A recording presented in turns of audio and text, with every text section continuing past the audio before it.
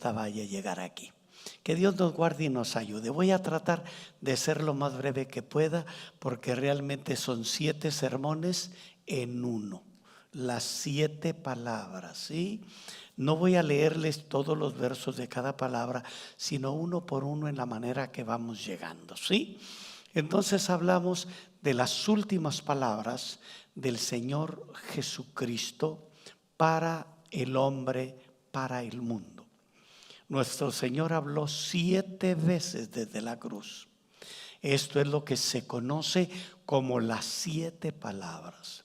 Y fueron pronunciadas en la antesala de la muerte, antes de que Él exhalara el último suspiro. La Biblia, hermanos queridos, registra también palabras finales de otros 3 personajes singulares que en el momento de morir dejaron un legado para todos nosotros y para el mundo. El primero de ellos fue Israel o Jacob. ¿Se acuerda que Jacob peleó con un ángel? Y Dios le dijo: ¿cómo te llamas? Engañador, suplantador, embustero. Me llamo Jacob. Dijo: pues te voy a cambiar el nombre. Y ahora te vas a llamar Israel, que significa príncipe de Dios. Él dejó un legado para la humanidad postrera. Moisés fue otro de la dispensación de la ley que nos dejó también un grandioso legado. Y finalmente el tercero es el mártir Esteban, que antes de morir se atrevió a predicar el evangelio y decirle a Saulo y a la multitud que lo apedreaban: veo los cielos abiertos y al Hijo del Hombre a la diestra del Padre. Y para rubricar o firmar ese lazo entre el cielo y la tierra, dice la Biblia que el rostro de él resplandecía como el de un ángel. Las palabras que estos dijeron al morir iniciaron un periodo muy bello, interesante y sublime en la historia de las relaciones de Dios con todos los hombres. Ni siquiera las últimas palabras de Pablo, de Pedro, de Juan poseían la calidad de un legado humano. Nunca pluma alguna ni espíritu alguno los guió para revelar los secretos de aquellos labios moribundos. Pero en la gran bondad de Dios, Jesús nuestro Señor nos legó sus pensamientos finales antes de morir y unió el cielo con la tierra, lo santo con lo profano, lo justo con lo injusto y la luz con las tinieblas. Porque Él, Jesús, mucho más que Israel y que Moisés y que Esteban, era el representante de toda la raza humana, y que a la hora sublime llamó a todos sus hijos al púlpito de la cruz, y con cada una de las palabras hizo su proclama más trascendental de toda la historia. A los crucificados y a Jesús lo crucificaron en medio del desperdicio de la ciudad, en medio del cáncer de la ciudad. La gente más perversa y más pecadora la sacaban cada fiesta de Pascuas y la crucificaban en una fiesta de sangre. Y ahí fueron sacados 2 ladrones para acompañar a Jesús en aquella trilogía de dantescos, sangrientos y horrorosos sacrificios. Era tan dura, tan dolorosa, tan salvaje la muerte de cruz, que algunos escritores famosos como Séneca, por ejemplo, dice que los condenados maldecían. Cuando estaban crucificados, maldecían ellos muchísimo. Maldecían el día que nacieron, maldecían a sus verdugos, maldecían a sus padres, y dice que a todos los mirones los escupían todo lo que podían. Así es que la gente se acercaba para decirles maldito, por eso te crucificaron. Y ellos, como no podían hacer otra cosa, los escupían. Otro personaje importante llamado Cicerón, él dice que algunas veces era necesario cortarles la lengua a los condenados para callar la retahíla de espantosas blasfemias que ellos decían a todos los que estaban a la orilla de aquella fiesta de sangre. Pero Jesús llegó ahí para ser crucificado también y sorprendió a todo el mundo, a los soldados, a los mirones, al público y aún a algunos discípulos que se atrevieron a llegar al pie de la cruz. Porque la gente ni los discípulos jamás creyeron escuchar lo que ellos escucharían de parte del Señor Jesucristo antes de morir. Porque Jesucristo fue igual que muchos árboles fragantes y de maderas finas, como el sándalo que perfuma el hacha que lo corta. Así Jesús, en su grandioso y amoroso corazón de árbol de vida, perfumó con sus dulces plegarias y con su grande bondad aquel lugar de aquel terrible y cruento sacrificio. Y cuando Jesús habló para dejarnos el gran legado, dio 7 palabras importantes. La primera se llama la palabra del perdón. Y Lucas 23:34 dice: y Jesús decía, Padre, perdónalos porque no saben lo que hacen. Y qué difícil es perdonar a aquellos que nos tratan mal. ¿Le ha tocado a usted hacerse un nudo o 10 en el corazón y decir por qué será, pero a ese no lo puedo ver, a esa no la aguanto? Y a veces hasta le he dicho al Señor, ¿cuándo te la llevas, Señor? Nosotros, hermanos, no somos tan buenos para perdonar y sí somos excelentes para enjuiciar. Jesús, su primera palabra es palabra de perdón. Perdonó aquel salvajismo, aquella injusticia, aquel dolor. Y dijo, Padre, perdónalos, porque no saben lo que hacen. Perdonó a sus enemigos. Perdonó al soldado que en el patio de Caifás le golpeó el rostro con una brutalidad inaudita. Perdonó a Pilato, que había condenado a Dios por conservar la amistad con el César.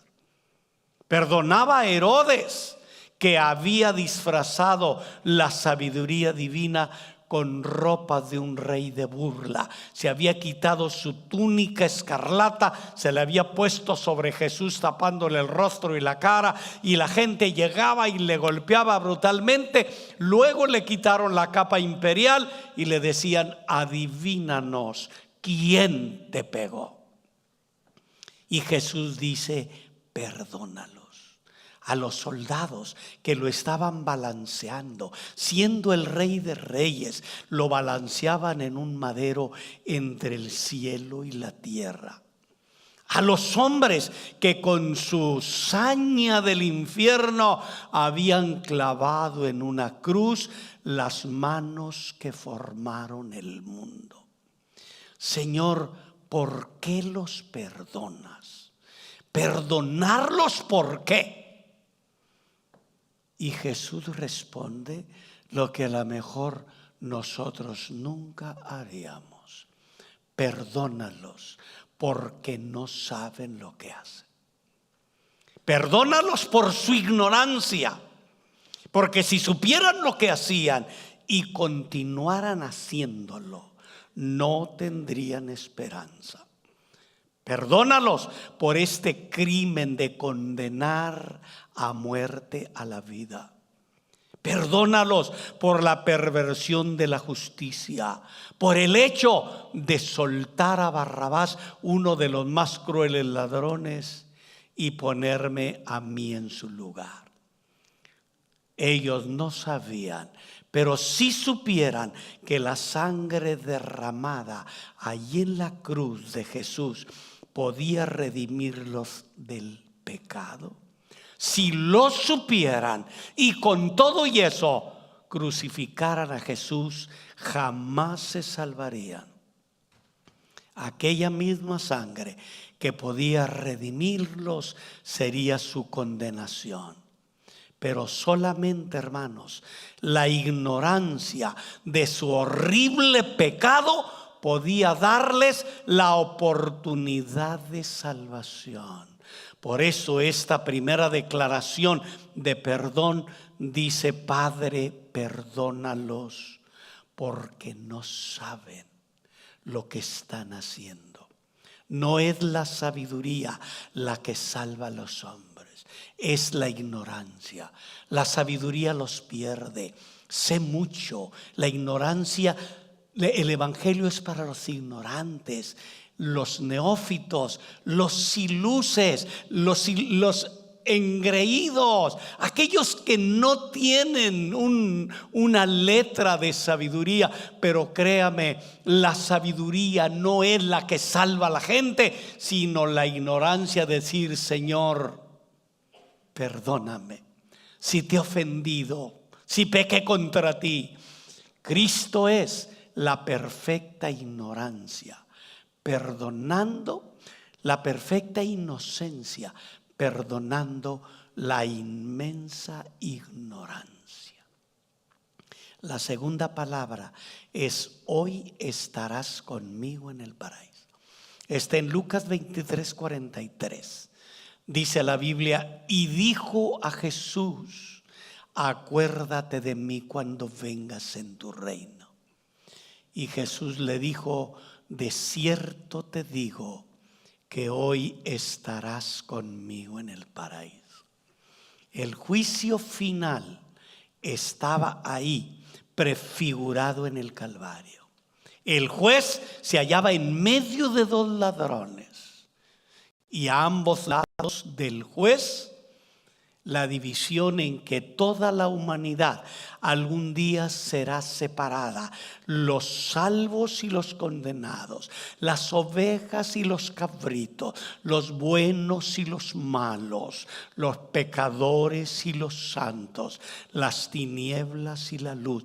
Cuando Jesucristo regrese en gloria para juzgar a todo el mundo, es posible que la cruz esté ahí al lado de él mismo, pero esta vez no como una señal de ignominia, sino como una señal de honor, porque él en esa cruz vino a salvar a todo el mundo. Los dos ladrones clavados a cada lado del Señor maldecían al principio y blasfemaban increíblemente. Porque el sufrimiento, hermanos del alma, no hace necesariamente mejores a los hombres. El sufrimiento puede herir y puede cauterizar la conciencia de los hombres, pero a menos que los hombres consideren el dolor como parte del proceso redentor, ellos serán salvos. Saulo experimentó el dolor de ser humillado, postrado en tierra, dejado ciego, y oír la voz del que él quería destruir, que le decía: yo soy Jesús al que tú persigues. Pero todo aquel dolor acumulado en el corazón de aquel brillante perseguidor del evangelio fue transformado, porque el dolor produjo un proceso redentor. Aquí descubrimos a un hombre moribundo que pide vida eterna a otro moribundo. Un ladrón que a las puertas de la muerte pide morir como ladrón y sinvergüenza, pero pretende robarse el paraíso. Uno creería, hermanos queridos, que la santa alma comprada en el mostrador del Calvario por las rojas monedas del Señor sería algún alma grande y generosa que escoltaría a Jesús por los pasadizos del cielo. Pero no fue así. El Señor escogió a un ladrón que tuvo el valor de arrepentirse y pedir perdón. Cristo le dijo: hoy estarás conmigo en el paraíso. El plan divino estaba escrito que sería un ladrón el que escoltaría al Rey de Reyes en el paraíso. Eso solamente lo hace la gracia, porque la gracia es un don inmerecido. La gracia es cuando Jesús nos da lo que nosotros no merecemos. Si nos diera lo que merecemos, no sería gracia, sería un pago. Y la gracia alcanzó este infame pecador y lo hizo su escolta en el paraíso. Mi hermano, la petición de este hombre establece una marca distintiva, porque Cristo dijo que algún día volverá al mundo. A eso había venido a salvarlos, y Él dijo que volvería al mundo para cargar con todos y llevarnos al cielo, con todos aquellos que como aquel ladrón podemos creer en Él. El mismo Señor, con voz de mando, con voz de arcángel y con trompeta de Dios, descenderá del cielo, y los muertos en Cristo resucitarán primero. Luego los que vivieron, los que vivan o los que vivimos, seremos arrebatados para recibir al Señor en el aire, y así estaremos siempre con el Señor. Fue la última, tal vez la última oración del ladrón, o a lo mejor también fue la primera. Pero él llamó una vez, pidió una vez, buscó una vez, se atrevió una vez, y para sorpresa de todos, todo lo encontró. Hoy estarás conmigo en el paraíso. ¿Quién puede perdonar pecados y ofrecer el paraíso? Solamente Jesús, el Hijo de Dios, porque Él es el Salvador del mundo. La tercera palabra, y se me hace que voy muy lento, a ver si me acelero más. Está en Lucas 19, 26 y 27. Madre, he ahí tu hijo. Al pie de la cruz solamente estaba Juan, el discípulo amado, y su madre, que lo había cargado en su vientre 9 meses y que había vivido toda la vida pendiente de él. A ella le dijo: madre, he ahí tu hijo. Y al hijo o al discípulo amado, dice la Biblia, le dijo: he ahí tu madre. Y el rezo dice así: cuando Jesús vio a su madre y al discípulo a quien amaba, que estaba al pie de la cruz, dijo a su madre: mujer, he ahí tu hijo.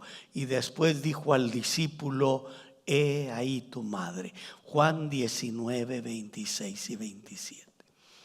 Hermanos, nos enseña la profundidad del amor de madre.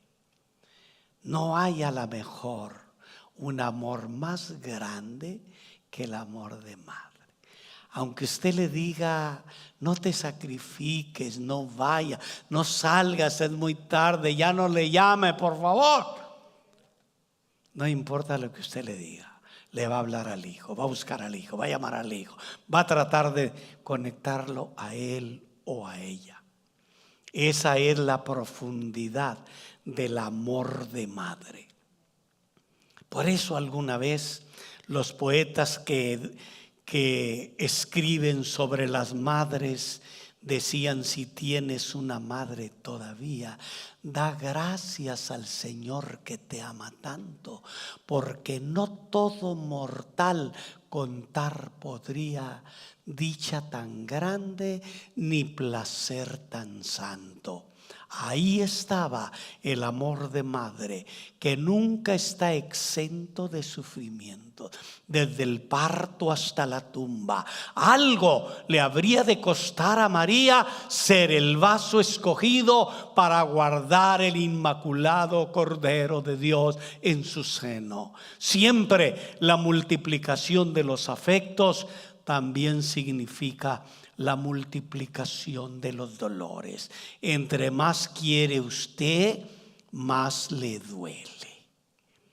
Usted dice: tanto que lo quería, tanto que lo perdoné, tanto que lo amé. A más afecto también hay más dolor y más amor.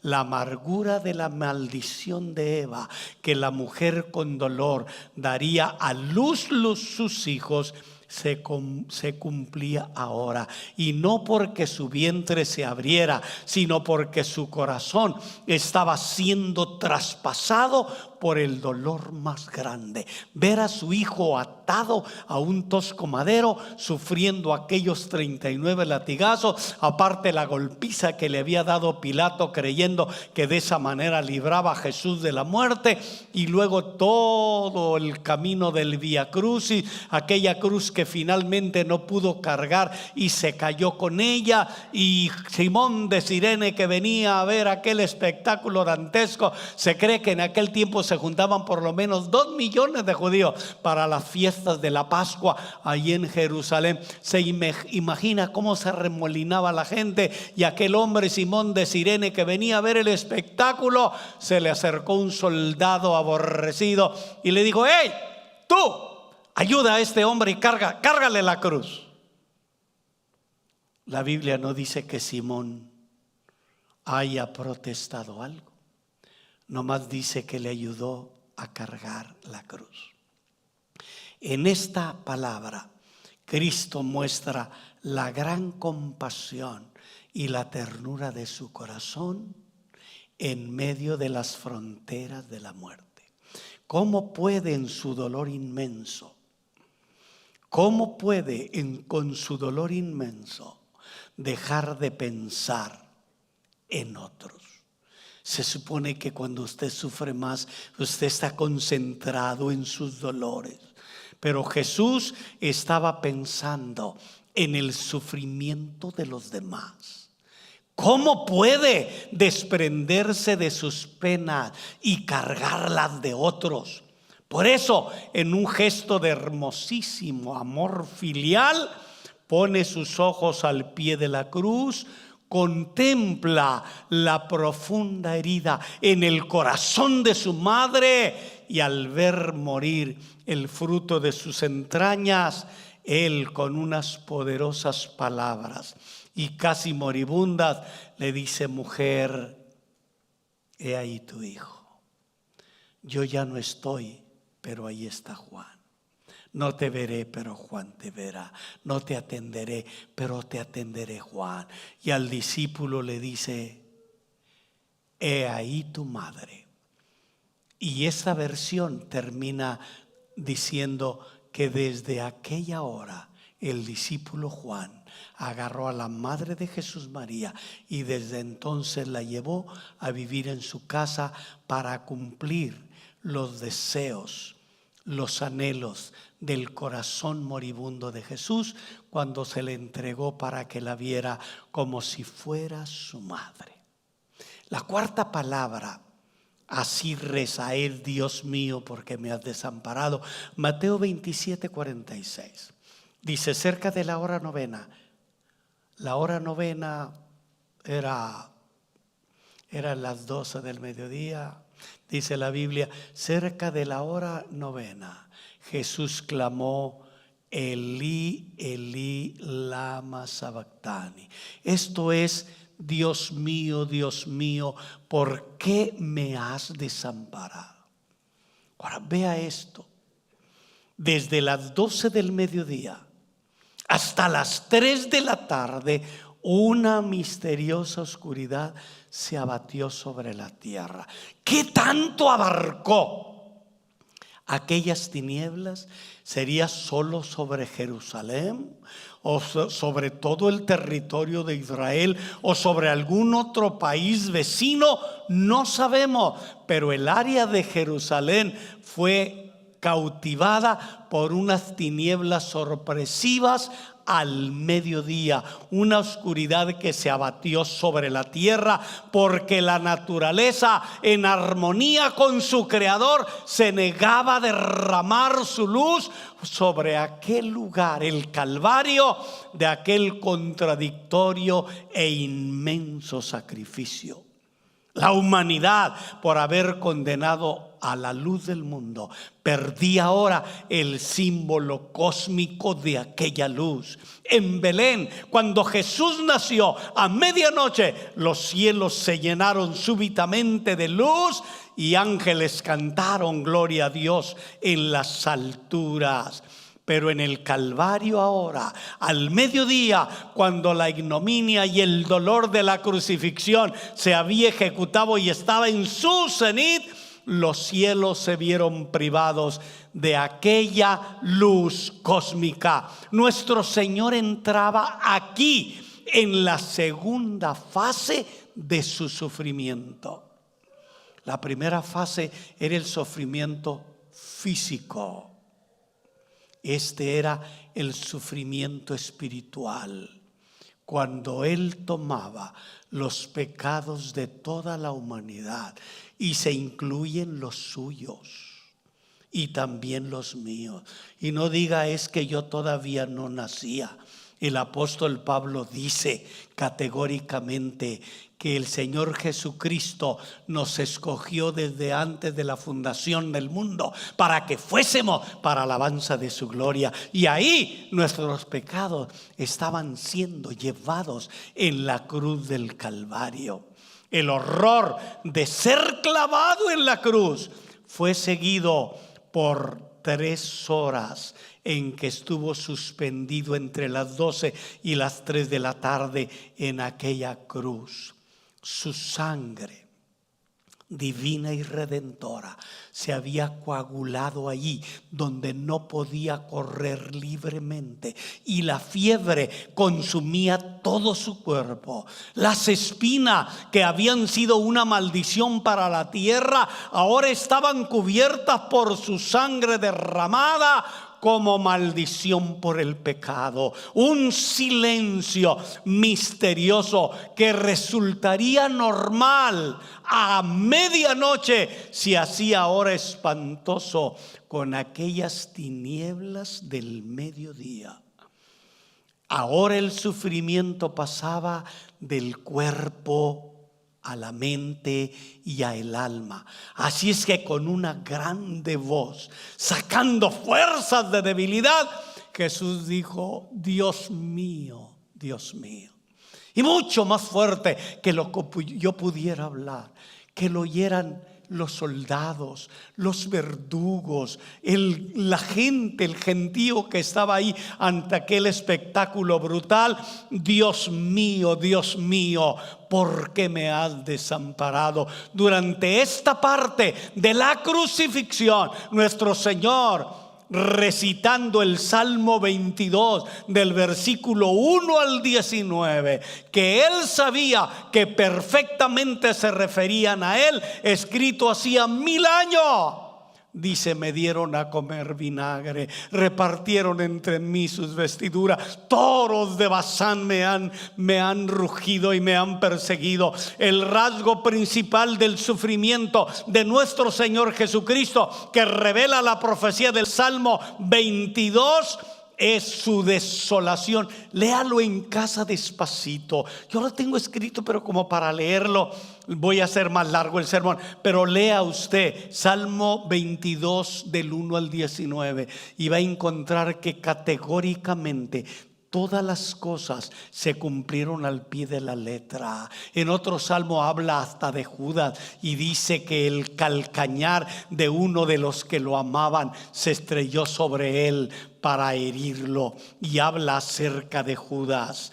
El hombre rechazó a Dios Y Cristo quería sentir lo mismo. Y cuando los ojos de Dios se cerraron para no ver aquel grotesco y sangriento sacrificio en el Calvario del ser más santo que haya pisado la tierra, los ojos de Dios se cerraron, porque era cuando el cúmulo de pecados de todo el mundo estaba siendo cargado por el Señor Jesucristo. Y Jesús, cuando siente el que era uno con el Padre siempre. En el principio era el Verbo, y el Verbo era con Dios, y el Verbo era Dios, y todas las cosas por Él fueron hechas, y sin Él nada de lo que es hecho fue hecho, porque en Él estaba la vida, y la vida era la luz de los hombres. El que era uno con Dios ahora siente el desamparo y grita con profunda ansiedad: Elí, Elí, lama sabactani. Dios mío, ¿por qué me has desamparado?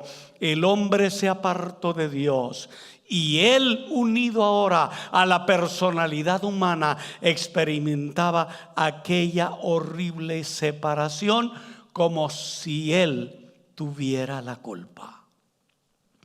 Y la tierra, que ya lo había abandonado, porque él flotaba en aquella cruz entre el cielo y la tierra, todo aquello fue cubierto de tinieblas. Y sin embargo, así el Cordero de Dios unía el cielo y la tierra. Y en aquel grito se hallaban unidos todos los sentimientos de nostalgia divina que nuestro bendito Señor podía sentir.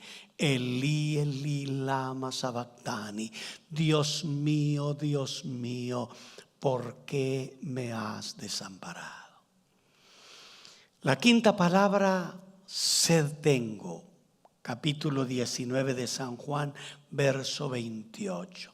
Dice: después de esto, sabiendo Jesús que ya todo estaba consumado y para cumplir la escritura, dijo: sed tengo.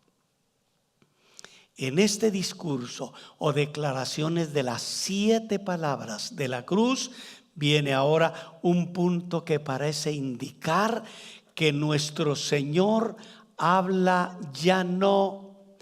de sí mismo, mientras que en otras está hablando de otros.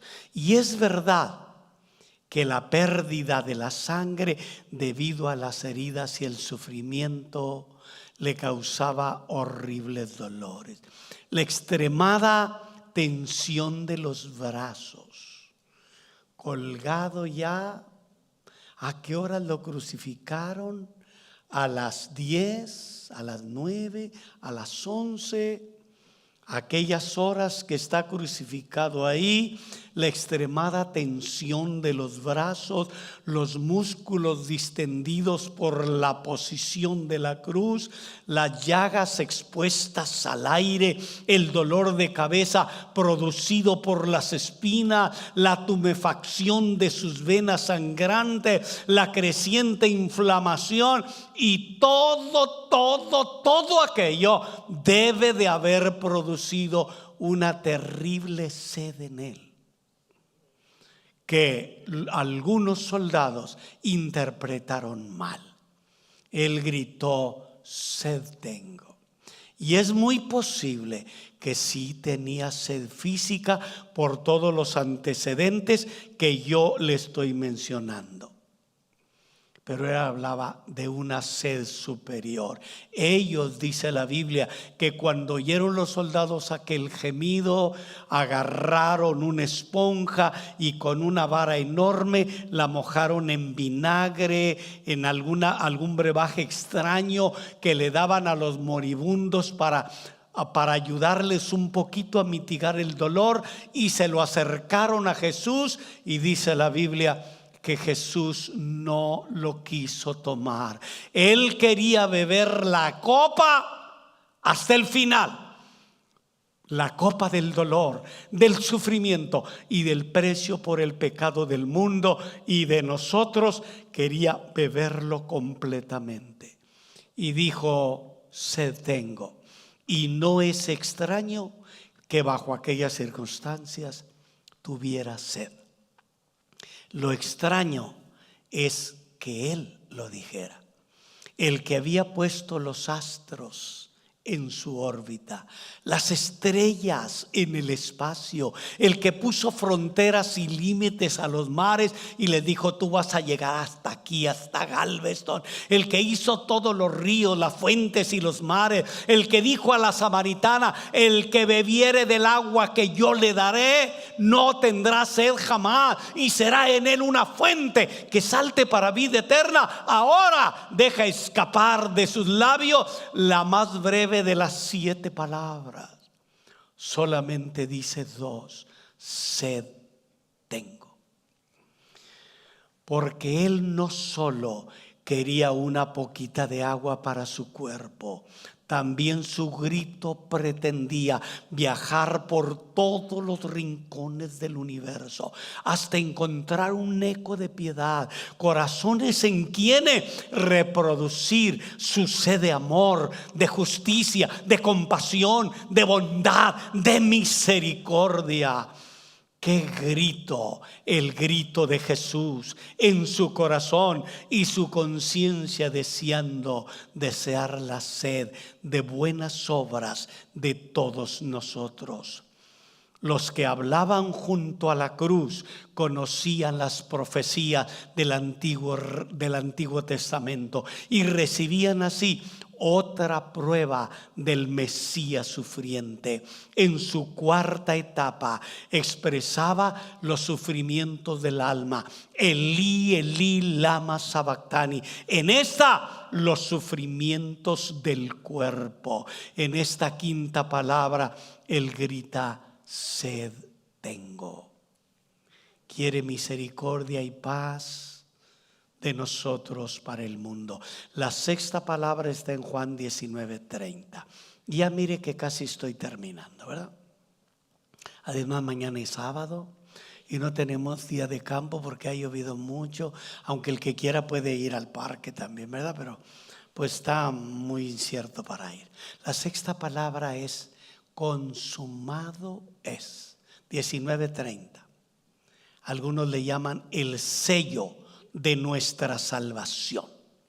Cuando Jesús hubo tomado el vinagre, que finalmente dice la Biblia que lo probó, dijo: consumado es.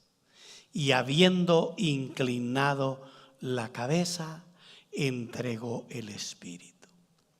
En la maravillosa y hermosa economía de la redención, las mismas 3 cosas que cooperaron en la caída en el jardín del Edén participan en la redención. En vez de un decadente Adán, un nuevo Adán. En vez de una orgullosa Eva, una María humilde al pie de la cruz, sufriendo con su hijo aquellos terribles dolores. Y en vez del árbol del bien y del mal, el árbol de la cruz del Calvario, donde Jesús nos redimía de todos nuestros pecados. 3 veces usa Dios la misma palabra en la historia: consumado es. En Génesis la usa para indicar cuando toda la creación fue consumada. En Apocalipsis, cuando toda la creación terminará, consumando esta redención.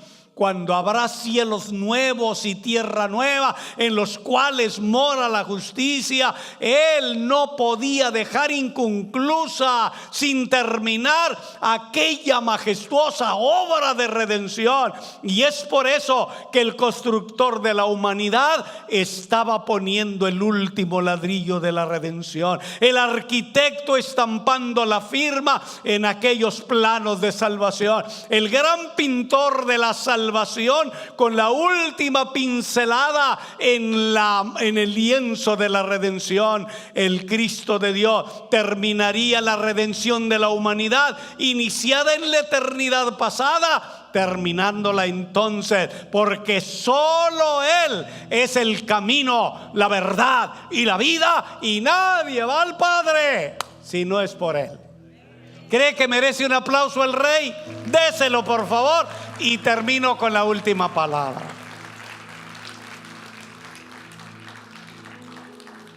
A lo mejor no voy a escuchar un predicador que predique más largo que yo, pero ya voy a terminar. Tenga ánimo. Lucas 23:46. Entonces Jesús, dice Lucas, clamando a gran voz, dijo: Padre, en tus manos encomiendo mi espíritu. Dice la Biblia, y habiendo dicho esto, expiró. Su corazón se paró. ¿Qué sería? Un infarto, los sufrimientos, el dolor, lo que haya sido. El corazón se detuvo y dice la Biblia, y habiendo dicho esto, expiró. En ningún otro lugar aparece más claramente el señorío de Cristo que en su propia pasión. Y lo muestran las últimas palabras dichas sobre la cruz. Después de estar más o menos 6 horas sobre la cruz, Lucas dice que con gran voz, con fuerte voz, Él entregó el espíritu. Su muerte no fue involuntaria, sino voluntaria y consciente. Cuando su muerte en la cruz fue cumplida en un acto de voluntad soberana, dice la Biblia que Él entregó el espíritu al Padre. Auténtico y glorioso final de una vida divina que supo en las circunstancias más desafortunadas descansar siempre en Dios, su Padre celestial. Estas palabras finales cierran el paréntesis de la más sublime oración pronunciada por Cristo desde el altar de la cruz. En tus manos encomiendo mi espíritu, y habiendo dicho esto, expiró. No hay en ella sombra alguna de amargura, de dolor, de frustración. Es como una flecha que va de la tierra hacia el infinito para clavarse en el infinito infinito, en el infinito cielo de Dios. La misma palabra con que Él inició la primera oración, Padre, perdónalos, termina así: Padre, en tus manos encomiendo mi espíritu. Si su vida entre los hombres hurtó belleza a la expresión humana, ahora frente a la muerte su divinidad estalla como una aurora viva, como un sol refulgente llena de fuego del Espíritu de Dios. La muerte no solo no impera en Cristo, sino que cae derrotada por la vida que es Él. Cristo es el príncipe de la vida eterna en su carne y en su espíritu. Y Cristo, después de pronunciar la última palabra, expiró. Las largas horas de agonía se cerraron, y por 3 días solamente siguió el silencio de la muerte hasta el glorioso domingo de resurrección. Esta fue la final palabra. Póngase de pie y le digo 6 cosas finales en 2 minutos. ¿Fue todo esto las 7 palabras? Si usted lee detenidamente en su casa Mateo 27, del 51 en adelante, usted va a descubrir lo siguiente: que cuando Jesús expiró, cuando Él dio su última palabra, todavía sucedieron 6 grandiosos milagros. Aún muriendo, dice la Biblia que el velo del templo se rasgó en 2. Y el escritor de los Hebreos dice: para mostrarle a los hombres que tenemos expedito y libre el camino para entrar al reino de los cielos. Dice la Biblia, porque no tenemos un sumo sacerdote que no pueda compadecerse de nosotros, sino uno que fue semejante a nosotros y en condición de hombre se humilló hasta la muerte de cruz. Por eso Dios lo exaltó hasta lo sumo. Segundo milagro, la tierra tembló. 27:51. Tercer milagro, las piedras se hendieron, se partieron y medio se hundieron en el terreno del Calvario. Cuarto milagro, los sepulcros de muchos se abrieron. Quinto milagro, muchos santos resucitaron y aparecieron a muchos. Y sexto milagro, desde las 12 hasta las 3 de la tarde hubo una terrible oscuridad sobre el Calvario y sobre aquella ciudad, y no sé hasta dónde llegó la oscuridad, porque el autor de la vida moría para que nosotros viviéramos. ¿Cree que merece nuestra oración, nuestra vida, nuestro sacrificio? Cierre sus ojos y haga una oración conmigo. Bendiga a Dios por nuestro Señor, que fue un héroe cuando nació, que fue un héroe cuando se bautizó, que fue un héroe cuando enfrentó por 3 años y medio el predicar el evangelio a una generación que se negaba a creer, y luego murió y resucitó victorioso para que usted y yo tengamos salvación. Padre bendito, gracias te doy esta noche. Es un viernes de crucifixión. Es una noche extraordinaria en que recordamos cuando, Señor, llegaste al Calvario con la majestuosidad de un rey que eres, con la serenidad de un príncipe, con el valor de alguien que es el vencedor por siempre, para ofrendarte, Señor, por todos nosotros. Gracias por tu vida y gracias por tu muerte y más gracias por tu resurrección, porque como dice el himnólogo, porque tú vives, yo viviré mañana.